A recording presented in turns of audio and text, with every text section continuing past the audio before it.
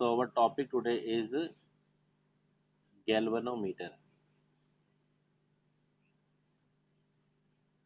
Galvanometer में जो हमारे सिलेबस में है that is western type galvanometer. Okay, 5 marks में क्वेश्चन आता है तो हम इसको प्लान वाइज देखते हैं. सबसे पहले इसका इंट्रोडक्शन, ये क्या डिवाइस है, व्हाट इज अ गैल्वेनोमीटर. हम क्या लिखेंगे, हम लिखेंगे it is a device, it is a device used to mark the presence, it is a device used to mark the presence and measurement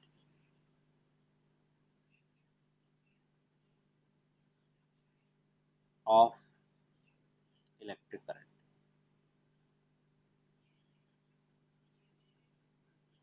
electric current को mark मतलब पहचान लेता है कि नहीं है, और फिर मेजरमेंट भी करके बता सकता है. It's a device which is used to mark the presence and measurement of electric current in the circuit. पूरा आप इसको लिख सकते हैं. इंट्रोडक्शन में हम ये सारे पॉइंट बनाते हुए चलेंगे. फिर नेक्स्ट थिंग, इसका प्रिंसिपल, ये किस प्रिंसिपल पे काम करता है, क्या सिद्धांत है, क्या लॉजिक है इसके काम करने का, तो वो मैंने आपको बता दिया जो हमने टॉक वाली डेरिवेशन करी उसी के हिसाब से. क्या लॉ प्रिंसिपल हम लिखेंगे कि when a current carrying coil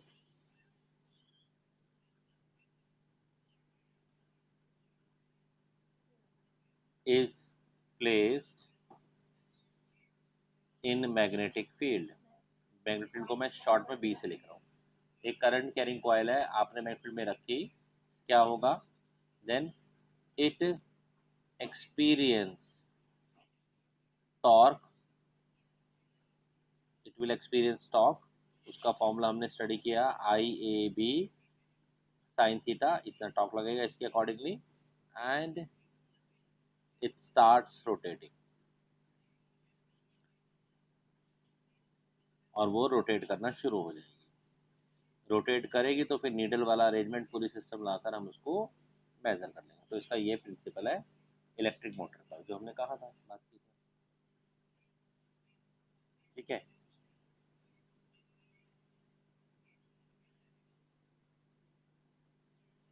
third point पर हम इसमें लिखते हैं इसका डायग्राम. इसका डायग्राम कैसा है,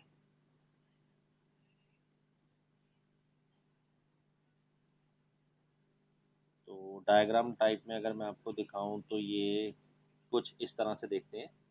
ये जो कॉइल थी, ओके, अभी इसमें वैसे कई टर्न बनाए जाते हैं, नंबर ऑफ टर्न्स बढ़ा देते हैं, पर डायग्राम को सिंपल रखने के लिए मैं आपको अभी एक ही टर्न दिखा रहा हूँ. वैसे बहुत सारे टर्न्स हमने इसमें बना रखे हैं. ठीक है.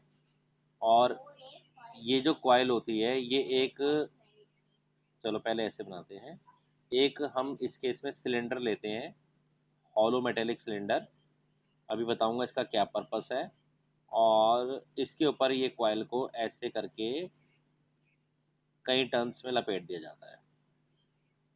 अगर टॉप से देखोगे तो ये सिलेंडर का टॉप दिख रहा होगा, और ऐसे ऐसे ऐसे आपको कॉइल के कई टर्न दिख रहे होंगे. ये टॉप व्यू भी मैं दिखाता हूँ आपको. ठीक है.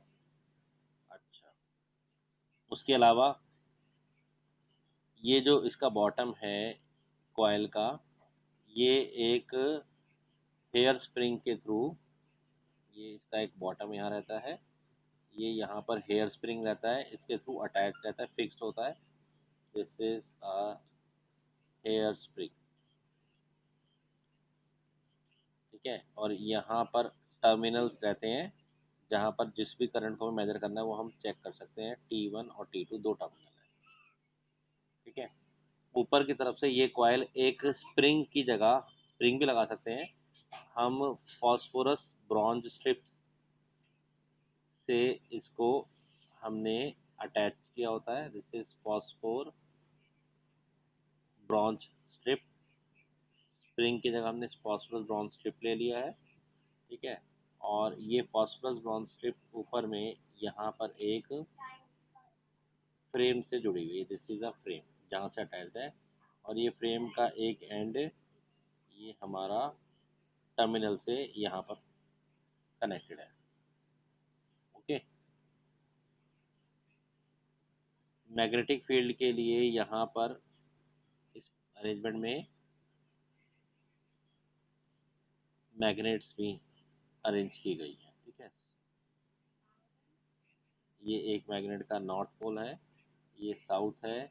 या इलेक्ट्रोमैग्नेट भी हम यूज़ कर सकते हैं जो यहाँ पर मैग्नेट फील्ड लगाएगी, ठीक है। ये आपका फिक्स्ड प्लेन है, दिस इज फिक्स्ड। ओके। ये फॉस्फोर ब्रांच स्ट्रिप के ऊपर यहाँ पर एक मिरर भी होता है ताकि आप रीडिंग को आराम से पढ़ पाए। ओके। ये कुछ इस तरह का अरेंजमेंट इसका हमें दिखता है।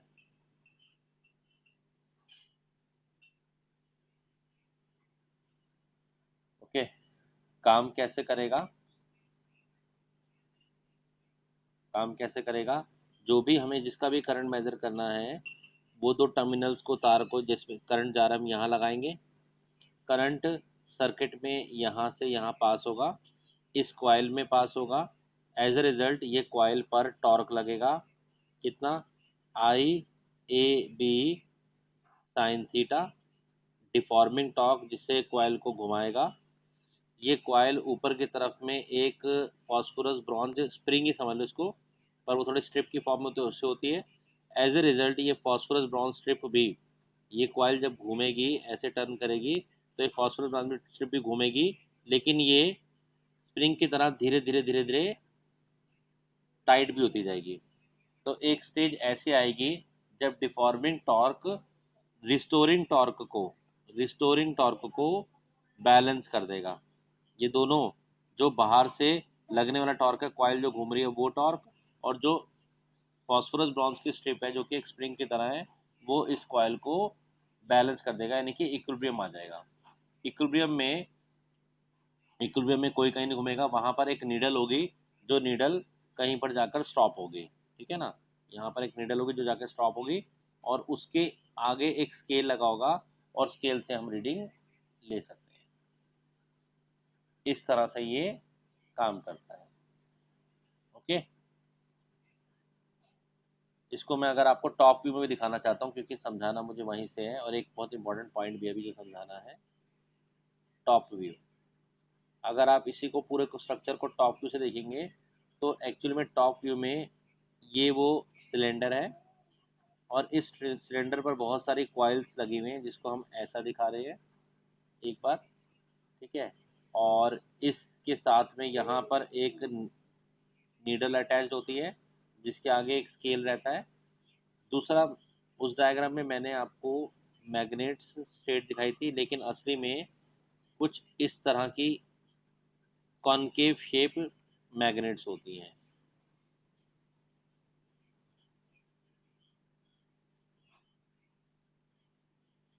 कॉनकेव शेप मैग्नेट्स होती हैं, ठीक है ना। ये पूरा फ्रेम है जिस पे लगा हुआ है, ये यहाँ से ये ऐसे से अटैच था, ये इस तरह से।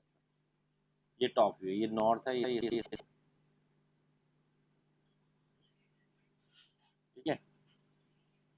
एक्चुअली में सारी देखो कहाँ इशू है और प्रॉब्लम क्या है। ये क्या है? ये है आपकी concave magnets, concave faced magnet.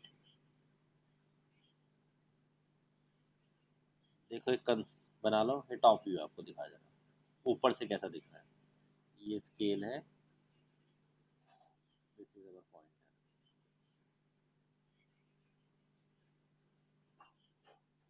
Okay.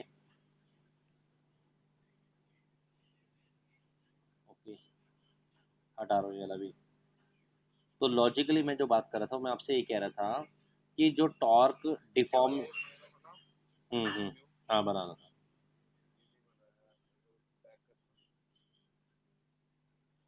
सबसे इम्पोर्टेंट जो इसमें समझने का एक पॉइंट है वो है रेडियल मैग्नेटिक फील्ड का, उसी की हम बात कर लेते हैं। जल्दी बनाइए।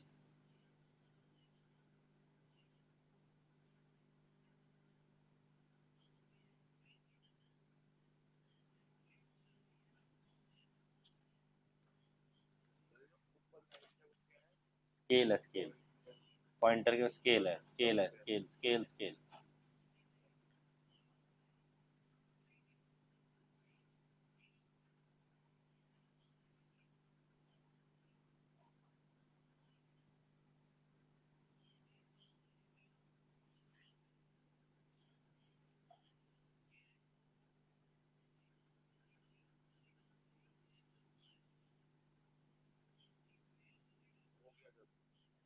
देखिए, इसकी वर्किंग की बात करते हैं थोड़ा सा, और उसी में एक कंसेप्ट समझेंगे हम रेडियल का। बाकी तो कंसेप्ट समझ के, वर्किंग क्या है। आपने करंट कैरिंग कॉयल को मेटल में रखा और उस पर करंट पास किया, तो उस पर एक टॉर्क लगा जिसको हम बोल रहे हैं डिफॉर्मिंग टॉर्क, जो उसको घुमा देगा। और ये हम निकाल चुके हैं, वो तो आई ए बी साइन थीटा लगेगा। अगर आपने कुछ नंबर ऑफ टर्न्स दे रखे हैं तो उसके लिए आप एन लगा दीजिए, तो ये नीबा साइन थीटा वाला फॉर्मूला मैंने आपको बताया था बन जाता है। बिना भी बच्चे याद कर लेते हैं उसको। ठीक है। और जब ये कॉइल घूमेगी तो जो फॉस्फोर ब्रॉन्ज की स्ट्रिप है, एक पट्टी स्प्रिंग की, जब हमने पट्टी लगा दी, वो सामने से रिस्टोरिंग उल्टा टॉर्क लगाएगी। वो उल्टा टॉर्क कितना लगाएगी, तो हम ये कहते हैं भाई कितना टर्न हो रहा है। मान लो जो है, अगर 1 डिग्री टर्न होता है, 1 डिग्री टर्न होता है, तो रिस्टोरिंग टॉर्क होगा के। 2 डिग्री होता है तो 2 के। ठीक है ना, हमने मान लिया कि रिस्टोरिंग टॉर्क स्प्रिंग जो है वो आपका 1 डिग्री टर्न के लिए के देता है, 2 डिग्री के लिए 2 के। और मान लो हमारा जो कॉइल है वो 5 डिग्री से घूम गया, तो जो रिस्टोरिंग टॉर्क होगा वो सामने से के पाया आएगा। ठीक है। ये आपकी कॉइल थी, इसमें करंट पास हुआ, और ये यहाँ पर एक फॉस्फोरस रिंग स्ट्रिप से अटैच है। स्प्रिंग मत स्ट्रिप मत, अगर तुम्हें स्ट्रिप में दिक्कत हो रही है तो स्प्रिंग की तरह ही समझो इसको। तो ये जैसे से घूम रही है, ठीक है, तो ये सामने से स्प्रिंग एक रिस्टोरिंग टॉर्क लगाते हैं, इसमें के जो होता है स्प्रिंग कांस्टेंट होता है। तो अगर 1 डिग्री टर्न हुआ तो 1 के, 2 डिग्री हो तो 2 के। तो अब एक स्टेज आती है इक्विलिब्रियम की। इक्विलिब्रियम में क्या होगा कि के फाई, यानी कि रिस्टोरिंग टॉर्क और डिफॉर्मिंग टॉर्क बराबर हो गए और हमारा स्प्रिंग रुक गया। प्रॉब्लम की बात ये है, अगर हम यहाँ पर आई निकालें करंट, तो करंट का फॉर्मूला हमारा बना आई इज इक्वल टू के फाई अपॉन में एन बी ए साइन फाई। फाई इसलिए ले क्योंकि थीटा ऑलरेडी लिया हुआ है। कुछ कोई प्रॉब्लम नहीं एक्चुअली में, करंट ना, ये जो साइन आ गया ना, ये बड़ी प्रॉब्लम कर रहा है। मतलब अगर हम इसको एज इट इज यूज करें कॉइल को, जैसा हमने पहले स्टडी किया था, तो करंट की मेजरमेंट साइन पर डिपेंड कर रही है, एंगल पर, साइन फाई पर। मतलब कॉइल कितना घूम रही है उसके में साइन के साथ में एंगल पे डिपेंड कर रही है। इससे क्या प्रॉब्लम होगी, एक्चुअली में साइन की वैल्यू स्मूथली नहीं बढ़ती, यूनिफॉर्मली नहीं बढ़ती। अगर आपका घर में जो मेजरमेंट वाला स्केल आप जो यूज़ करते हो, उसमें यहाँ 0 है, फिर बराबर डिस्टेंस पर 1 सेंटीमीटर है, फिर बराबर पर 2 सेंटीमीटर है, बराबर पर 3 है, बीच के गैप भी बराबर है, तो आप बड़े आराम से पढ़ पाते हो, हमारे लिए स्केल बनाना भी आसान है। लेकिन अगर एक ऐसा स्केल हो जिसके बीच का गैप भी अनइक्वल हो, समझ रहे हैं, बीच का गैप भी अनइक्वल हो, यहाँ 1 हो जाए, यहाँ 2 हो जाए, फिर 3 अलग हो जाए, और फिर मार्किंग भी उस हिसाब से करनी पड़े, तो उस ग्राफ को स्टडी कर पाना और समझ पाना मुश्किल है। इस सिचुएशन में भी करंट की डिपेंडेंस साइन पर आ रही है, और साइन की वैल्यूज ऐसे नहीं बढ़ती। देखो तुम जानते हो साइन 0 डिग्री पर 0 होता है, यूनिफॉर्मली नहीं बढ़ती। साइन 30 डिग्री पर 0.5, 0.5 बढ़ गया। साइन 45 डिग्री पर 1/√2 होता है, जो कि 0.707 के आसपास होता है। साइन 60 डिग्री पर √3/2 होता है, जो 0.8 के आसपास होता है। और साइन 90 पर 1 होता है। मैं आपको ये समझाना चाह रहा हूँ, यहाँ पर एंगल बढ़ा 30 डिग्री, ये वैल्यू बढ़ी 0.5। यहाँ बढ़ा 15 डिग्री, ये बढ़ी 0.220। यहाँ बढ़ा 15 डिग्री, यहाँ बढ़ी 0.1 0.10, और यहाँ बढ़ा 30 डिग्री, वैल्यू फिर बढ़ी 0.2 के आसपास। मतलब साइन का ग्राफ, अगर आपने साइन का ग्राफ बनाया भी है तो आप देखते हैं साइन का ग्राफ शुरू में बढ़ता है, फिर ऐसे कम होता है, मतलब यूनिफॉर्मली नहीं चल रहा। तो सारी प्रॉब्लम इस कंसेप्ट में, अगर साइन वैल्यू रहेगा, साइन एंगल रहेगा, तो हमें जो स्केल मिलेगा वो स्केल कभी भी यूनिफॉर्म नहीं होगा, हम ऐसा स्केल बना ही नहीं पाएंगे, रेडी नहीं कर पाएंगे, बड़ी दिक्कत होगी। तो हमें सारी प्रॉब्लम साइन को हटानी थी। साइन आया कहाँ से, इसको भी समझ रहे हैं। तो ये साइन क्या है, वो जितने जो एंगल ये टॉर्क में यहाँ से आया sine, tau is equal to I A B sine theta. ये साइन कहाँ था, क्या था, याद कीजिए। तो आपको बताया था मैंने, ये एंगल होता है मैग्नेटिक फील्ड के बीच में और एरिया वेक्टर के बीच में। अब जब ये कॉयल, पिछले वाले कंसेप्ट चलते हैं, जब ये कॉयल ये मैग्नेटिक फील्ड में रखी हुई है, ये मैग्नेटिक फील्ड है, इसका एरिया वेक्टर कुछ एंगल बना रहा है, एरिया वेक्टर मैग्नेटिक फील्ड के साथ में कुछ एंगल बना रहा है, वो एंगल है थीटा। ठीक है, ये तो लगातार कॉयल घूमती रहेगी, थीटा लगातार चेंज होगा, और साइन थीटा अगर लगातार चेंज होगा तो प्रॉब्लम फिर वही वाली जो स्केल वाली बताई मैंने आ जाएगी। अगर कुछ ऐसा हो जाए कि ये साइन 90 हो जाए हर बार, तो साइन 90 की वैल्यू फिक्स होती है 1, बल्कि ये हट जाएगा, और टॉर्क का फॉर्मूला सिर्फ आई ए भी रहेगा। ये कैसे हटेगा? तो इस सारी प्रॉब्लम का सोल्यूशन है, अगर हम फील्ड को रेडियल बना दें। रेडियल फील्ड बना दे मतलब क्या करें?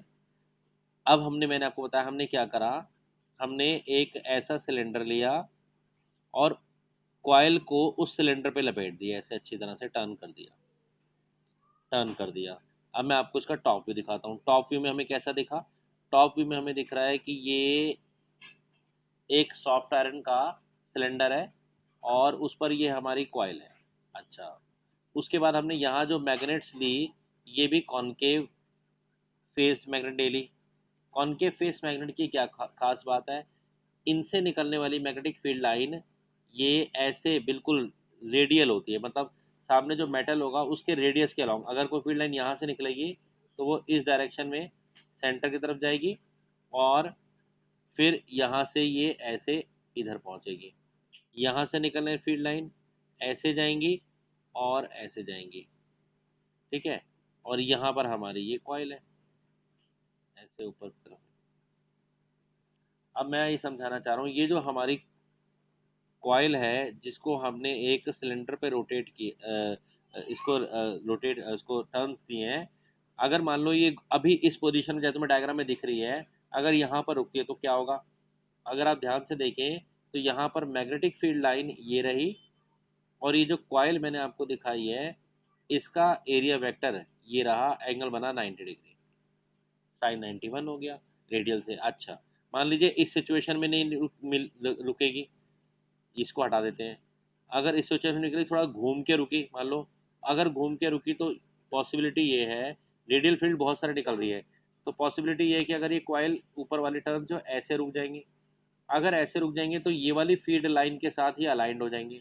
अब क्या होगा? ये रही मैग्नेटिक फील्ड लाइन और ये रहा एरिया वेक्टर, अगेन एंगल क्या बन जाएगा? 90 डिग्री। तो साइन 90 फिर बना है। अच्छा, मान लेते हैं अभी ये टर्न घूमते घूमते ये कुछ इस डायरेक्शन में आके रुकी कॉइल हमारी। ये जो कॉइल है, ये जो सिलेंडर के ऊपर ऐसे हमने टर्न की लपेटी हुई है, ये लगातार घूम रही है ना? लगातार घूमते हुए क्या होगा, हो सकता है ये अब इस डायरेक्शन में आकर रुके। इस डायरेक्शन में आकर रुकेगी तो ये वाली जो फील्ड लाइन है ये इससे अलाइन हो जाएंगी, बाकी का कोई मतलब नहीं। और ये रहा एरिया वेक्टर, मतलब अगेन ये एंगल कितना बन जाएगा? 90। ऐसी बहुत सारी फील्ड लाइन है, यहाँ भी है, यहाँ भी है, पर वो रेडियल है, मतलब अलोंग द रेडियस है। तो हमें ये समझ में आता है कि जैसे ही हम कॉनकेव शेप मैग्नेट यूज करते हैं, ठीक है, तो उनसे निकलने वाली फील्ड लाइन रेडियल हो जाती है।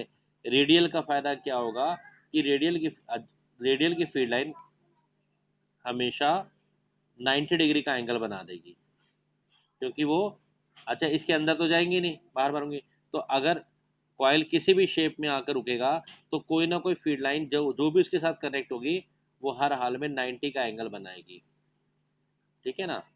बाकी फील्ड उससे कोई कनेक्ट नहीं होगी, क्योंकि जो हमने ये लिया है ये सॉफ्ट आयरन का कोर मटेरियल है।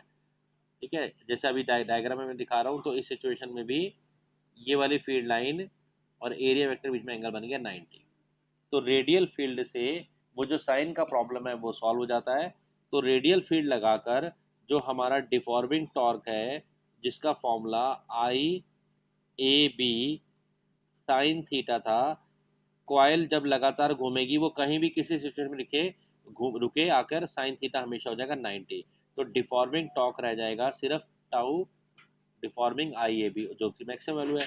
और रिस्टोरिंग टॉर्क तो मैंने आपको बता दिया, जो स्प्रिंग लगाएगा वो रिस्टोरिंग टॉर्क होगा के इंटू फाइव, वेयर के क्या है, के क्या है, 1 डिग्री टर्न के लिए जो रिस्टोरेंट और प्रोड्यूस होता है, आपने इतना डिग्री घुमाया।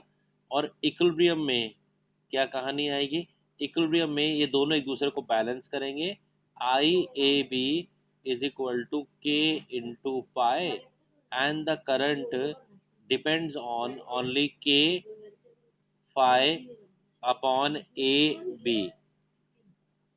के स्प्रिंग का कांस्टेंट है, ए एरिया है जो कि कांस्टेंट है, बी भी मैग्नेटिक फील्ड है कांस्टेंट है। तो आई सिर्फ सिर्फ फाई पे डिपेंड कर रहा है। फाई पर मतलब कॉइल कितने डिग्री घूमेगी, 1 डिग्री घूमेगी तो मार्किंग देंगे, 2 डिग्री घूमेगी तो मार्किंग देंगे, जैसे डी की मार्किंग होती है ना, 0 से लेकर 180 डिग्री तक। तो ऐसे मार्किंग का स्केल बना देंगे, और वो स्केल सिर्फ डिग्री पे डिपेंड कर रहा है, और डिग्री 1 डिग्री 2 डिग्री 3 यूनिफॉर्मली बढ़ रही है, करंट को मेजर करना ईजी हो जाएगा। तो इस पूरे को हम आई इज इक्वल टू, इस जो मैंने ये चीज अल्फा आई को छोड़ दे तो जी इंटू फाइव, कंपनी को ये जी यानी कि गैलोमीटर कांस्टेंट पता होता है, और सिर्फ फाई को हिसाब से वो स्केल बनता है। आई की डिपेंडेंस सिर्फ किस पर आ गई, फाई पर। तो ऐसे इसको बना पाना और इसकी रीडिंग कर पाना आसान होता है। ओके, नेक्स्ट टर्म है हमारी सेंसिटिविटी ऑफ गैलोमीटर। क्या मतलब, गैलोमीटर हमारा कितना सेंसिटिव है, हम तो बहुत सेंसिटिव चाहते हैं। हम चाहते हैं जरा सा भी करंट हो तो मेजर कर दे, ये नहीं कि करंट हो और मेजर ही ना करें, जरा सा भी करंट हो मेजर कर दे। वो कब मेजर करेगा, वो कब मेजर करेगा, जब कॉइल जरा से करंट पे भी घूम जाए और सामने से स्प्रिंग उसको रिस्टोर कर दे, और निडल भी घूम जाए, मतलब उसकी सेंसिटिव हम ज़्यादा चाहते हैं। आई एस डिफाइन कैसे करेंगे, तो हमने कहा है बेसिकली करंट सेंसिटिव जो होती है वो आई एस होता है, वो होता है कितनी नीडल घूमी यानी कितना डिफ्लेक्शन हुआ पर यूनिट करंट में। डिफ्लेक्शन, डिफिनेशन लिख लो इसकी, sensitivity of galvanometer is defined as the deflection produced, deflection produced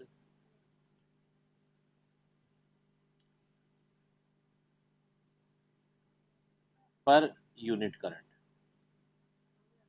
एक यूनिट करंट पास करा, देखो 2 गैलोमीटर आपके पास, दोनों में आपने एक एक यूनिट एक एक एम्पियर पास करा। एक कॉइल ऐसी है जो जरा सा भी नहीं घूमी, और एक कॉइल है जो बहुत अच्छे से घूम गई, तो आपको कहे यार ये तो कॉइल बहुत अच्छे से घूम रही है, और ये छोटे से करंट को भी मेजर कर रहा है, मतलब एक एक यूनिट लगाने पर करंट ये अच्छे से घूम रही है, तो इसकी सेंसिटिव ज़्यादा है। तो एक यूनिट करंट पास करने पर या पर यूनिट करंट पास करने पर कितना घूम जाती है, कितना डिफ्लेक्शन होता है, वो उसकी सेंसिटिव होती है। और अभी लिख लिया आपने, I S is equal to five by I. थोड़ा इसको इलेबरेट करते हैं, तो देखिए अभी आपने एक फॉर्मूला बनाया, I is equal to N, I is equal to K upon N B A into five. मैं आपको कह रहा हूँ current sensitivity I five upon में आई है, तो इस आई को नीचे ले जाते हैं, तो करंट सेंसिटिविटी जो कि फाइव अपॉन में आई है विल बिकम, बोलिए क्या बन जाएगा, एन बी ए अपॉन में के। तो current sensitivity will become I S, current sensitivity will become N B A upon K. Galvanometer हमारा कितना सेंसिटिव होगा, ये 3 और 4 वेरिएबल जो दिख रहे हैं इन पर डिपेंड करेगा। तो सेंसिटिविटी बढ़ाने के लिए हम क्या कर सकते हैं, एक, नंबर ऑफ टर्न्स बढ़ा दीजिए, जितने नंबर ऑफ टर्न्स बढ़ाएंगे सेंसिटिविटी बढ़ जाएगी, छोटे से छोटे करंट को मेजर करेगा। दूसरा, बी मैग्नेटिक फील्ड बढ़ा दीजिए, जो मैग्नेटिक फील्ड की स्ट्रेंथ है उसकी ताकत बढ़ा दीजिए। स्ट्रॉन्ग मैग्नेटिक बात कर रहे थे हम, तो मैंने आपको बोला आई का फॉर्मूला है आपके पास के phi upon N B A. और कैसे आया, बड़ा कोई मुश्किल नहीं है। टॉर्क का फॉर्मूला आपका रखना है नीबा, और के फाई को इक्वेट किया हमने। तो अगर हम फाई अपॉन आई डिफ्लेक्शन पर यूनिट करंट पर यूनिट टर्न निकालें, तो वो फाई अपॉन आई बन जाएगा। फाई अपॉन आई ये इधर जाएगा and that will become N B A upon K. तो current sensitivity N B A और के पे डिपेंड कर रही है। तो मैंने ऑलरेडी बताया कि करंट सेंसिटिविटी को बढ़ाने के लिए नंबर ऑफ टर्न्स बढ़ा दीजिए एक, दूसरा बी बढ़ा दीजिए, तीसरा एरिया भी बढ़ा सकते हैं कॉइल का। इन तीनों के डायरेक्टली प्रोपोर्शनल है। चौथी चीज जो है जिसके इन्वर्सली प्रोपोर्शनल है वो है के। ये के क्या है, ये के है स्प्रिंग कांस्टेंट या टॉर्जन कांस्टेंट भी बोलते हैं। सोच के देखो, मतलब ये जितना कम होगा ना आई सेंसिटिविटी उतनी ज़्यादा बढ़ जाएगी। सोच के देखो, एक स्प्रिंग बड़ा अकड़ा हुआ है, मतलब उस पर बाहर से फोर्स लगता है वो घूमता ही नहीं, तो उस पर टॉर्क लगता है। तो सोचो हमारी कॉइल में करंट पास हुआ, कॉइल घूमी लेकिन स्प्रिंग बड़ा अकड़ा हुआ है, उसका टॉर्जन कांस्टेंट ज़्यादा है। तो क्या होगा, अकड़ा हुआ स्प्रिंग घूमेगा ही नहीं, थोड़ा बहुत करंट आएगा मेजर नहीं कर पाएगा। और एक सोचो ऐसा स्प्रिंग है जिसका टॉर्जन कांस्टेंट, ये वाली वैल्यू बहुत छोटी है। जितनी ये छोटी होगी, मतलब जरा सा करंट आते ही ये रिएक्ट करता है, घूम जाता है। जितना के छोटा आई उतना ही ज्यादा होगा। तो के ये इन्वर्सली प्रोपोर्शनल है। और हमने ये पाया एक्सपेरिमेंटली कि फॉस्फोर ब्रॉन्ज की जो हमने स्प्रिंग या स्ट्रिप लगा दी थी, इसका टॉर्जन कांस्टेंट काफी छोटा होता है, काफी स्मॉल होता है सब मटेरियल में। तो इसीलिए हम फॉस्फोर ब्रॉन्ज की वहाँ स्ट्रिप यूज करते हैं। फॉस्फोर ब्रॉन्ज की स्ट्रिप का के स्मॉल होता है और करंट सेंसिटिविटी क्या होती है, ज़्यादा होती है। प्रैक्टिकली एरिया तो हम बढ़ाना नहीं चाहते, तो एरिया पे हम ज़्यादा डिपेंड नहीं करते। मैग्नेटिक फील्ड की लिमिट भी एक हो जाती है, ठीक है। नंबर ऑफ टर्न्स भी कितने करोगे, एक लिमिट तक बढ़ा सकते हो। तो हमारे लिए के यानी कि टॉर्जन कांस्टेंट फॉस्फोर ब्रॉन्ज का यूज़ करने का पर्पज़ ये है कि इसकी वैल्यू काफ़ी लेस होती है। जितना ये लेस होगा उतना करंट सेंसिटिविटी ज़्यादा होगी, ये इजीली मेजर कर पाएगा। वो टर्म है, हाँ एक और टर्म है that is called voltage sensitivity. Voltage को कैसे सेंस करता है, वो उसकी वोल्टेज सेंसिटिविटी होती है, ठीक है। और इसकी डेफिनेशन भी यही है,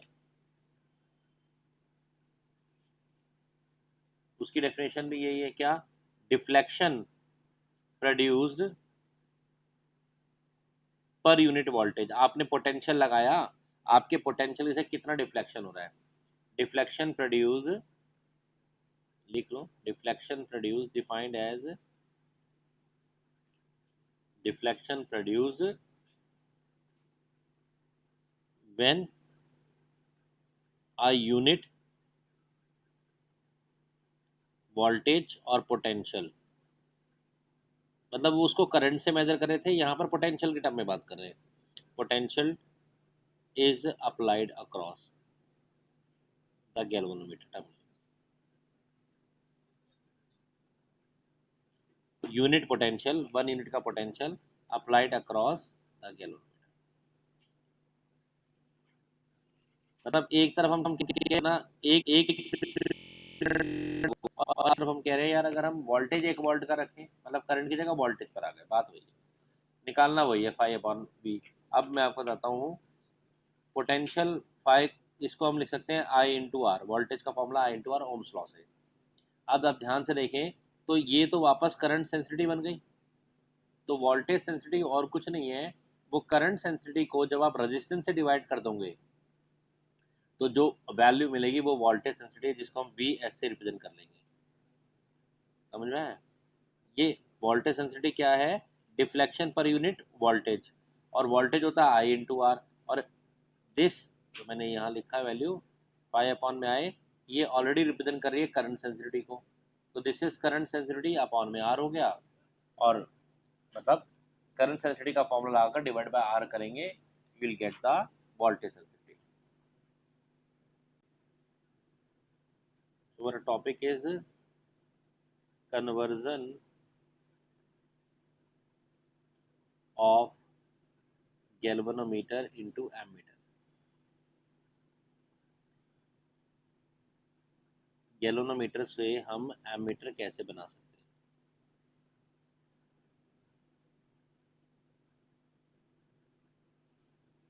सुनिए, ये हमारे पास गैल्वेनोमीटर है, ये इसके अंदर वो जो कॉइल वाइल है वो सब मैं आपको दिखा रहा हूँ। इसका अपना एक रेजिस्टेंस है RG, और ये गैल्वेनोमीटर का एक करंट है जिसको हम बोलते हैं IG, फुल डिफ्लेक्शन करंट। ये वो करंट है जिस पर निडल पूरा घूम जाती है। अगर इससे ज़्यादा करंट गया ना तो गैल्वेनोमीटर डैमेज हो जाएगा। IG क्या होता है? फुल डिफ्लेक्शन करंट, जो इसमें मैक्सिमम करंट है, मतलब इतने करंट पे इसका ये जो कॉइल वाइल है बची रहेंगी, नीडल पूरी घूमेगी। अगर आपने इससे भी ज़्यादा दे दिया तो ये फूक जाएगा, हम दे नहीं सकते किसी भी हाल में।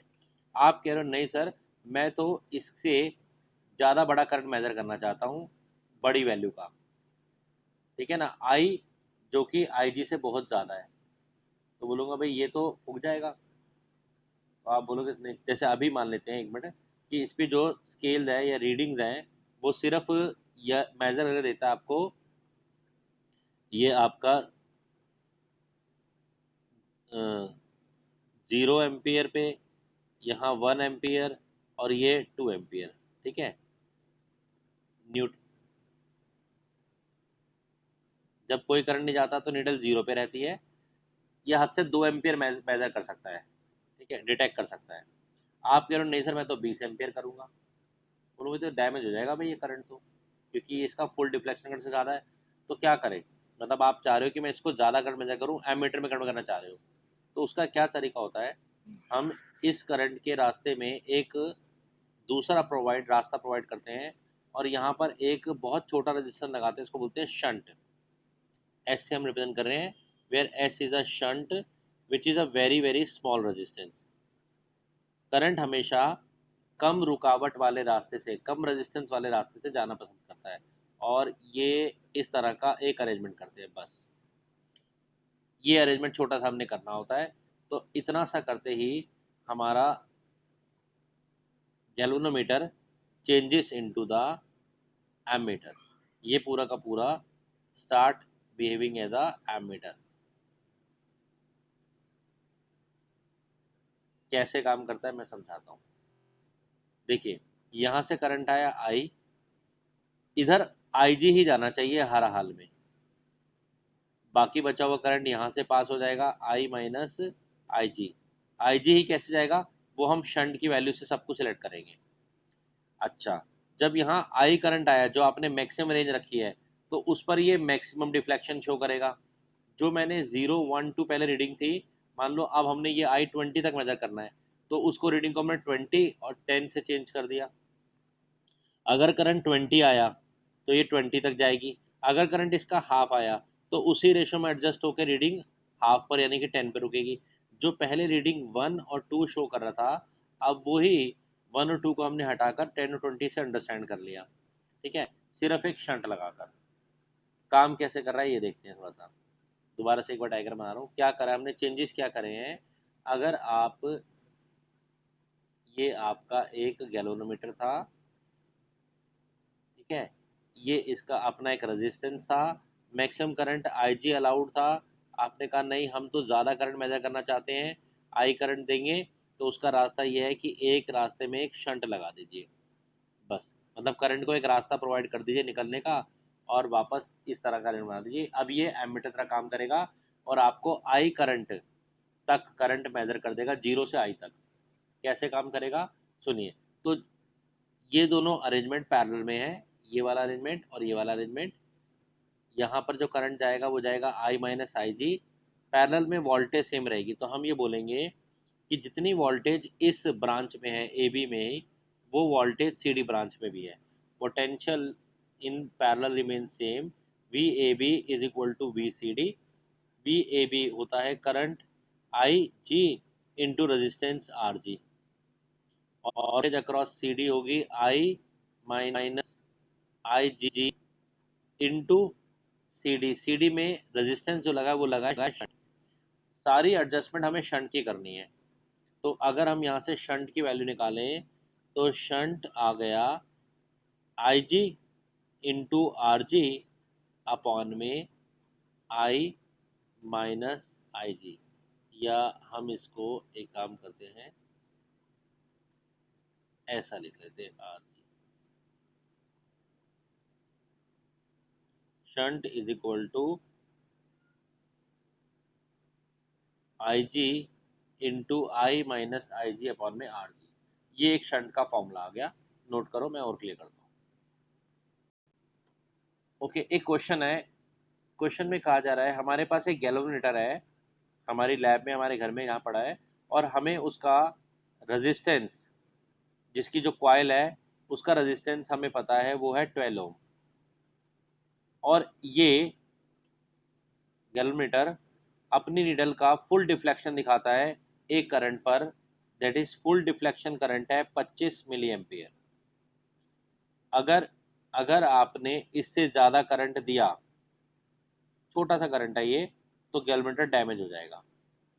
मेरे पास ये गैल्वेनोमीटर है, ओके, मैंने कहा यार इसका रेजिस्टेंस और ये है। आप आए मेरे पास, आप कह रहे हो यार मैं ना सर इससे ना 75 एम्पियर, बल्कि जीरो से लेकर, सॉरी 75 नहीं, 7.5 एम्पियर तक की रेंज का करंट मेजर करना चाहता हूँ। मैं बोलूँगा अरे यार मजाक कर रहे हो, तो 25 मिली एम्पियर नापता है, आप कहाँ 1 एम्पियर भी नहीं, 7.5 एम्पियर, भाई फूक जाएगी कॉयल। आप बोलेगी नहीं सर फूकेगी नहीं। मैं बोलूँगा कैसे नहीं फूकेगी। आप बोलोगे सर एक काम करते हैं, इसके ना गैल्वेनोमीटर आपके पास है ना, तो इसके लिए एक तरीका करते हैं। ये सॉरी, गैल्वेनोमीटर जो आपके पास है, आप ये कह रहे हैं कि सर इसमें हम मैक्सिमम आईजी करंट देंगे जो कि 25 मिली एम्पीयर है, बिल्कुल ठीक है, और उस पर ही नीडल पूरा घूम जाती है। मैंने कहा हाँ ठीक है, और इसका एक रेजिस्टेंस भी दे रखा है कॉयल का। तो आप बोलो सर कुछ नहीं करना, हम यहाँ पर इसके रास्ते में ना एक शंट लगा देते हैं। शंट, बस एक तार लाओ, यहाँ पर जोड़ो, यहाँ जोड़ो, और ऐसे रास्ता बना दो। मैंने कहा उससे क्या होगा। आप बोलोगे सर पीछे से मैं अगर आई करंट दूंगा, यानी कि फुल करंट दूंगा 7.5 एम्पियर का, तो आपके गैल्वेनोमीटर में आई जी ही जाएगा, और बाकी करंट इस रास्ते पे चला जाएगा, आई माइनस आई जी। मैं बोलूँगा कैसे, तो वो सर ये शंट की एडजस्टमेंट करेंगे ना, और जब करंट पीछे से आई आएगा फुल फुल, तो उस टाइम पे हमारी नीडल भी फुल घूम जाएगी। तो जो पहले आपका फुल 25 मिली एम्पियर था, उसकी जगह हम काट कर अब 7.5 एम्पियर लिख देंगे, और स्केल इस हिसाब से डिज़ाइन कर देंगे। मैंने कहा अच्छा ठीक है। तो सबसे पहले हमने कहा शंट की वैल्यू निकाल लेते हैं। कंस्ट्रक्शन में ये करना है, और प्रैक्टिकली सबसे पहले शंट की वैल्यू क्या होगी वो निकालते हैं। तो आपने कहा सर शंट की वैल्यू है, उसका फॉर्मूला भी हमने लिखा है। शंट की वैल्यू और उसका फॉर्मूला हमने क्या लिखा जरा बताइए। अभी मैंने आपको लिखवाया फॉर्मूला शंट का, बोलिए जरा पढ़ के बताइए। I G upon I minus I G into R G. ये आई जी फिक्स्ड है, ये आर जी भी फिक्स्ड है। ये आई हमने डिसाइड करा कि यार हम मैक्सिमम 7.5 एम्पियर का करंट देंगे। तो चलिए इस हिसाब से शंट आया आई जी 2.5 मिली एम्पियर, 2.5 × 10⁻³ अपॉन में आई माइनस आई जी। आई जो करंट हमने इसको देना है वो है 7.5, माइनस आई जी की वैल्यू तो मैंने आपको बताई दी, अभी लिखी हुई हमने 2.5 इंटू 10⁻³ इंटू आर जी। ये कैलकुलेशन आपने अपनी टेबल पे पेन नोटबुक में नोटबुक में कर ली, ठीक है। कैलकुलेशन में नहीं जा रहा हूँ। यहाँ से हमने रिजल्ट देखा कि शंट की वैल्यू आ गई 4 × 10⁻³ बहुत छोटा रेजिस्टेंस है, बहुत छोटा। अब आप आए मेरे पास, कह रहे सर आपका गैल्वेनोमीटर डैमेज नहीं होगा, एक काम करो, इतनी वैल्यू का एक छोटा सा रेजिस्टेंस जिसको हम शंट बोलते हैं इसके पैरेलल में जोड़ दो। मैंने कहा उससे क्या होगा। बोलोगे जैसे ही मैं 7.5 एम्पियर करंट दूंगा तो मैक्सिमम करंट शंट में से पास हो जाएगा, आपके इसमें 25 मिली एम्पियर ही जाएगा, और 25 मिली एम्पियर पे फुल देगा, और फुल देगा, उसको हम 7.5 एम्पियर लिख देंगे रीडिंग को। जहाँ 25 मिली एम्पियर लिखा उसको हम 7.5 एम्पियर लेंगे। अगर आपने इसका आधा करंट दिया तो मैक्सिमम करंट फिर कहाँ जाएगा, शंट में। यहाँ पर आपकी बार उसी रेशो में आधा जाएगा और उस हिसाब से ही वो रीडिंग देगा। क्लियर? तो इस तरह से कन्वर्जन हम shunt. Next thing is conversion of galvanometer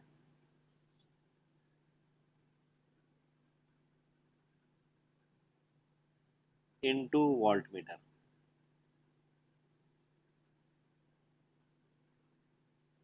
दोनों के दोनों इसी से बनाए जाते हैं। कैसे बनाए जाएंगे जरा उसको भी हम चेक कर लेते हैं। ठीक है, तो ये रहा आपका गैल्वेनोमीटर, जिसकी कॉइल का एक रेजिस्टेंस है R G. Again I G current से ऊपर ये करंट ले नहीं सकता, फूक जाएगा, डैमेज जाएगा।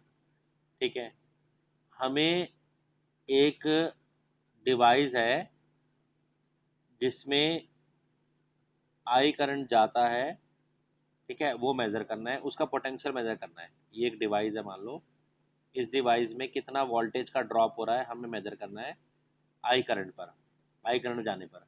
तो हम क्या करते हैं, अब की बार इसको बनाने के लिए, वोल्टमीटर बनाने के लिए इसके रास्ते में अब एक रेजिस्टेंस लगाते हैं आर।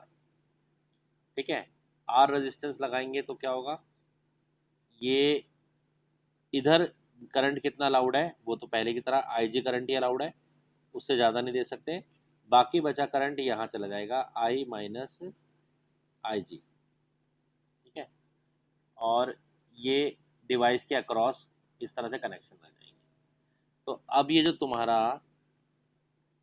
ये वाला पोर्शन है, ये एज अ वोल्ट मीटर काम करेगा।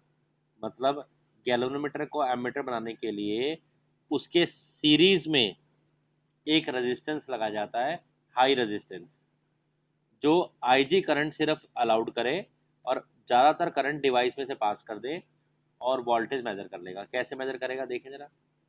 तो जैसे मैंने ये वाली आर्म है ए बी और सी डी, तो वोल्टेज ए बी में और वोल्टेज सी डी में सेम रहता है, पैरेलल में वोल्टेज सेम रहता है। ठीक है, तो वोल्टेज अक्रॉस सी डी कैसे आएगा, वो आएगा, वोल्टेज अक्रॉस सी डी कैसे आएगा, वो आएगा आई इंटू सी डी, जो कि आई जी है, और जो रेजिस्टेंस लगे हैं, दो रजिस्टर लगे हैं आर और आर जी, तो R plus R G resistance series में ऐड हो जाते हैं, इससे आएगा। ठीक है, हमें क्या निकालना है, हमें ये वोल्टेज निकालनी है। तो वोल्टेज तो हमने डिसाइड कर दी कि भाई हम चाहते हैं इतनी वोल्टेज को मेजर करें। आई जी पता है, फुल डिफ्लेक्शन करंट, इससे ज़्यादा नहीं जाना चाहिए। आर जी पता है, अब सिर्फ हमें ये जो रेजिस्टेंस लगाना है इसके बारे में डिसाइड करना है, तो इसकी वैल्यू चाहिए। कैलकुलेशन करने पर ये आर की वैल्यू आ रही है, इधर उधर ले जाओगे तो V अपॉन में I G minus R G, V upon में I G minus R G, ये हमारा एक रिजल्ट। दोबारा से सुनो, अगर आप एक गैल्वेनोमीटर को वोल्टमीटर में कनेक्ट करना चाहते हो तो कुछ नहीं करना। तो हम ये डिस्कस कर रहे हैं कि अगर हमें एक गैल्वेनोमीटर को जिसका आई जी फिक्स्ड है, हम नहीं चेंज कर सकते, जिसका आर जी फिक्स्ड है, वोल्ट मीटर में कन्वर्ट करना है, कुछ मत करो, इसके आगे सीरीज में एक रेजिस्टेंस आर लगा दो, बस। बस इतना काम कर दो। और अब जो भी डिवाइस है उस डिवाइस पर उठाकर ये दोनों टर्मिनल जोड़ देना। बस ये जो पूरा अरेंजमेंट है ये आपका ऑटोमेटिकली जो भी रेंज का वोल्ट मीटर है उसकी तरह काम करेगा।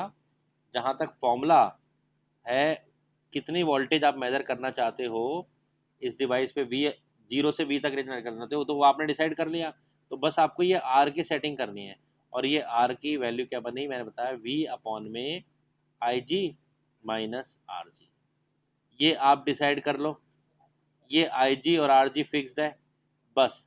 उसके बाद आपको एक रजिस्टर लगाना है सीरीज में गैल्वेनोमीटर के आगे, बस।